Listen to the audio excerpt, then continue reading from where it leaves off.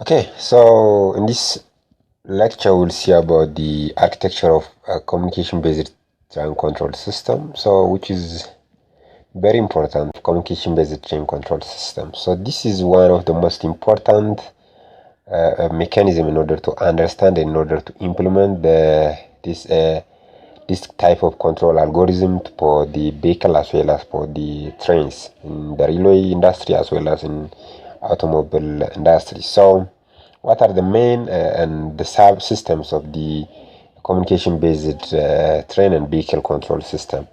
So when we look at the architecture, there are 2 points. The first point is just which is um, the wayside equipment, and the other one is the onboard equipment. So these two things are communicated together by the radio communication. So we'll see the architecture diagram later on.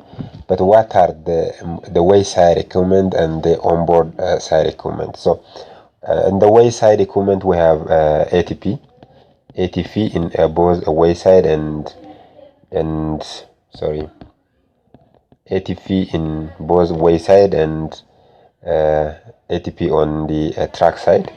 So we have two ATP. So this is on the wayside. On the wayside means on the track, and this is on the vehicle, which is basically on the vehicle.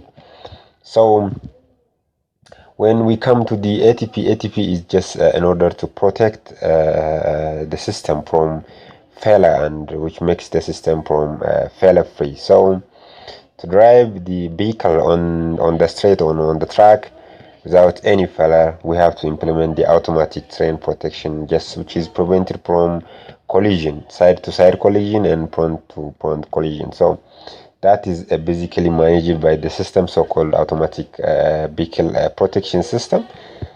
And when you come to ATO is nothing but it is automatic vehicle operation system.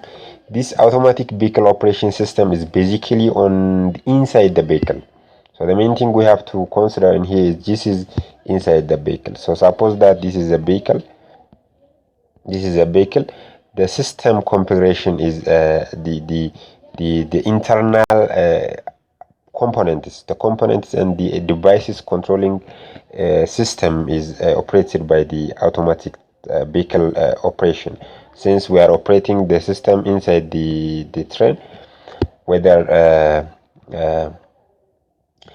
as a driver on the board or whether driver not on the board, but the main objective of this ATO is in order to regulate, in order to control, in order to manipulate the system inside the vehicle. So we have two ATOs here: the ATO on the track side, or ATO on the rail, and ATO on the wayside. So inside the wayside, inside the equipment and inside the wayside, we have ATO. So as you can see from here, the wayside ATP and the track side ATP. So wayside ATP and wayside ATO, onboard ATP and onboard ATO. So these are some important features we have to know in this architecture.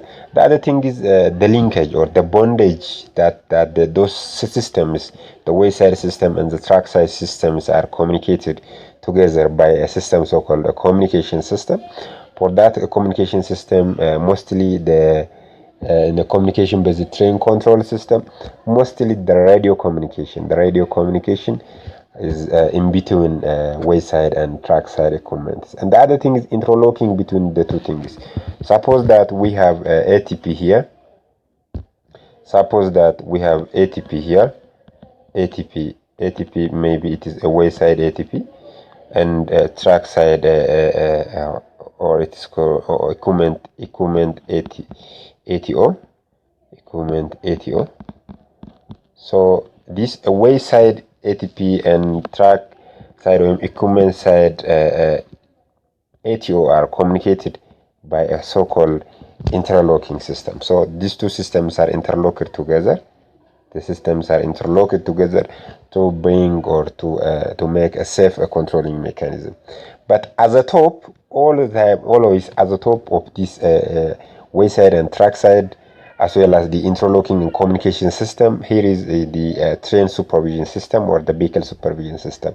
So the vehicle supervision system is a kind of display which is at the center and which control the entire systems in both the wayside and in the equipment. So these are also some important tips and tricks I want to share you now. So the other thing I have to share is the main architecture, as you can see from here. So the architecture, so here is the architecture. So in the architecture at the top we have ATS. This is at the top, which is a display, as you can see from here. This is a display. So this display is just in order to visualize the events and the controlling mechanism which are performing inside the system. So at the top there is a automatic vehicle supervision system, and at the bottom, next to the automatic train supervision or automatic vehicle supervision system, we have on board we have a Wayside ATP and the Wayside ATO, as I mentioned before in the normal definition. So we have Wayside ATO and Wayside ATP. So these two Wayside ATO and Wayside ATP are connected together by the means of interlocking, as you can see from here. So these are displays. These two is just Wayside. These two are just for interlocking, and these other two are so-called for Wayside ATO system. And in between this, we have another communication system.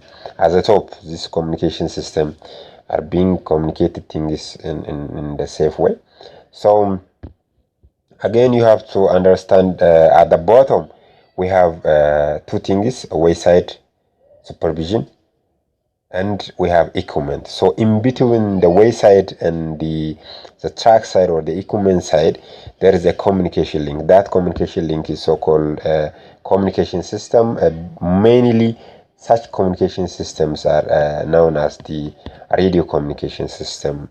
Those radio communication systems are installed in between the equipment and the track side.